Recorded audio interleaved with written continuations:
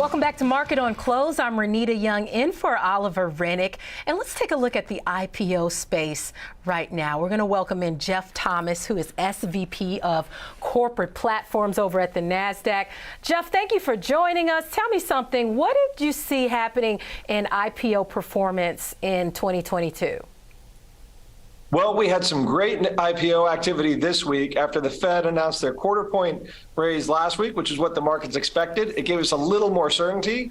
So we saw the largest IPO of this year, of the year this week, with Nextracker raising over $600 million. The stock priced above the range in an upsized deal and traded up yesterday.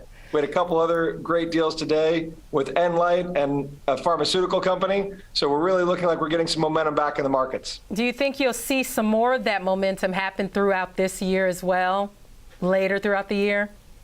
You know, one thing we know, the markets like certainty. They really want to see markets that they can understand and have the data that they can expect. So as the Fed kind of starts to normalize at this interest rate level, it feels like the markets are getting a little bit more stable. We're seeing a little bit more certainty and positivity around earnings. And so I think we'll start to see more activity on the IPO front as a result. Are there any sectors that you're seeing more IPO activity happening in? You know, I think the energy sector, which again, Enlight and both Nextracker are in, the clean tech space is really popular right now. That's on the strength of the Inflation Reduction Act legislation that passed last year. We see a lot of corporate spinoff activity. We had the largest one with GE Healthcare.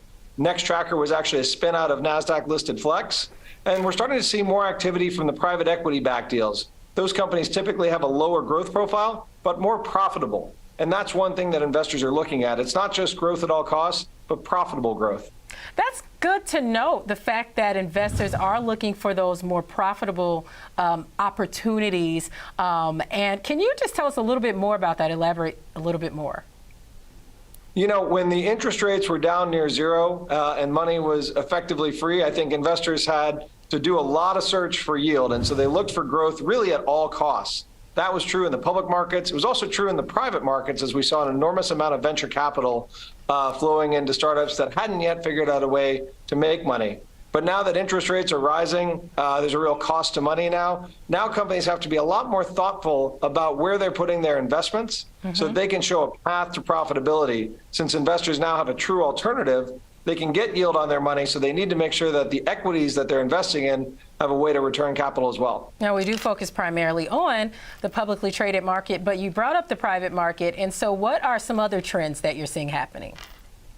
So in 2014, Nasdaq launched Nasdaq Private Market, which is a platform to help companies provide liquidity to their shareholders ahead of an IPO. You know, when we launched that business, we thought that there would actually be a natural hedge versus IPOs, but what we found over the past 7 years is really the private markets move in tight correlation with the public markets. So when valuations went down in the public markets and deal activity slowed down on the IPO front, we started to see a big slowdown in secondary trading in private companies as well.